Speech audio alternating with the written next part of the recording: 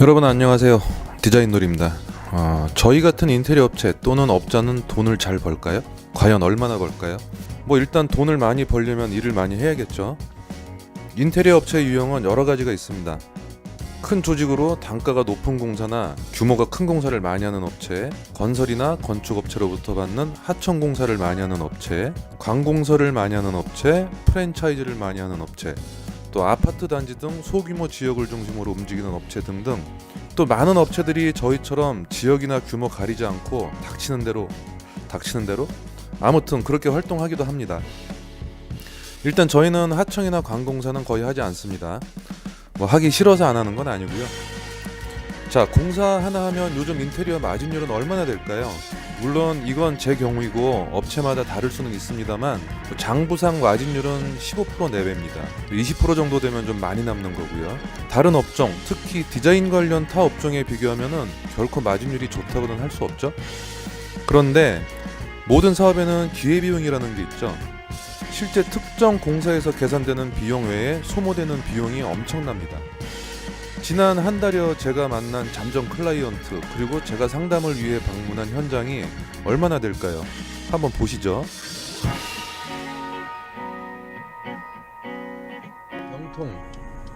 영통 이의동에 가는 길입니다. 첫 미팅 때 현장 답사, 실측 다 마쳤고요. 이제 대략적인 상담 마쳤고, 그 다음에 바닥 레이아웃은 그 이메일을 통해서 컨펌을 받은 상태고, 오늘이 두 번째 미팅입니다. 세부 도면과 견적서를 들고 이제 고객을 만나러 갑니다.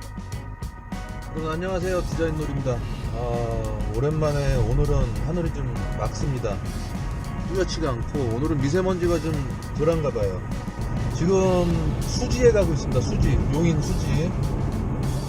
이 현장은 첫 상담이 작년 4월달부터 진행된 현장이에요. 신축 건물인데 작년 12월달에 이제 준공 예정이었어요. 근데 대부분 어떤 건물이든지 그 준공 예정 일정보다는 다 지연이 됩니다.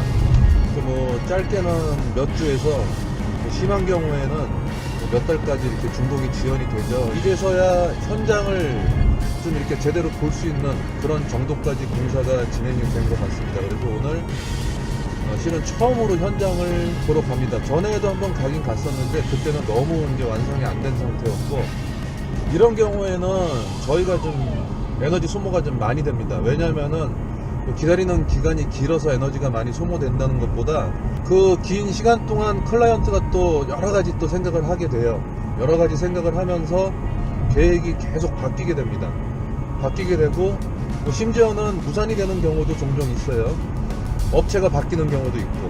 어쨌든 이렇게 그 텀이 너무 길면은 일반적인 현장보다는 도면을 그리는 횟수도 굉장히 많아지고, 또 클라이언트와 상담을 하는 횟수도 굉장히 많아지고, 어쩔 수 없이 그렇게 됩니다. 좀 공사도 하기 전에 좀 지치는 경향이 있어요. 분당에 상담 갔다가 지금 미래 현장 관리사무소에 보증금 반환 신청하러 가고 있습니다. 여기가 성남시 수정구로 들어가는데 이제 저 앞쪽부터는 미래지구입니다. 어제는 왕십리, 오늘은 답십리 신규 현장 상담 왔습니다. 거의 다 도착했고요. 아파트 상가라는데 이제 목적지까지 한 400m 정도 남았네요. 그 상가 301호 인테리어 때문에 왔거든요.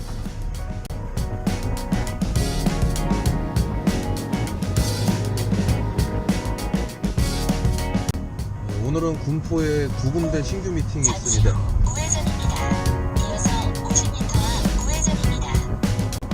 지금 한 군데 미팅을 마치고 두 번째 장소로 이동하고 있습니다. 공영 주차장에 주차를 해야 되겠네요.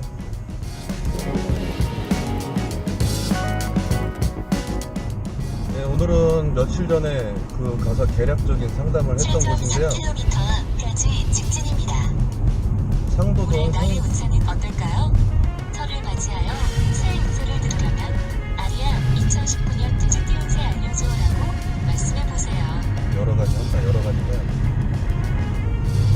며칠 전에 가서 계략적인 상담을 했던 곳이고, 지금 현재 주택으로 사용하고 있는데 있는데 개조를 해서 카페를 만들 예정입니다. 그 용도 변경 등 여러 가지 문제가 있기 때문에 오늘 사실 제 친구 건축사하고 같이 가서 현장 상황을 다시 한번 보려고 가고 있습니다. 네, 여기는 인천시 계양구 작전동입니다. 첫 상담하러 작전동에 왔고요. 지금 목적지까지는 한 1km 정도 남았네요.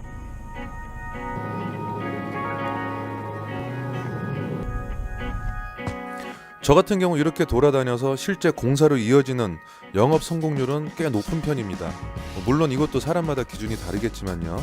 자, 그런데 문제는 각 건마다 최소 3번 이상, 심한 경우에는 5-6번 이상 도면과 견적을 수정해가면서 정성을 쏟아야 내 공사가 되고요. 더 심한 경우에는 1년 정도 계획하다가 공사가 들어가는 경우도 있습니다. 아주 최악의 경우는 그렇게 개고생을 하고도 결국 공사를 못하는 경우고요. 그리고 공사가 무사히 끝난 후에도 일정 기간 이상 AS를 해드려야 되죠. 좋은 시절에는 그런 디자인 비용, 출장 비용 다 받았지만 이제 너 죽고 나 죽자식의 경쟁, 그리고 개념 탑재가 안 된 미자격 업체들로 인해서 이제는 고만고만한 인테리어 디자이너는 가장 천대받는 직종이 되었어요. 물론 제 생각입니다, 이것도. 자, 이런 요소들에 소요되는 비용은 어떻게 계산을 해야 할까요? 특정 공사의 마진율이 15 내지 20%라고 해도 이래갖고 돈 되겠습니까? 저희의 구체적 연평균 공사 건수나 매출액은 여기서는 노코멘트 하겠습니다.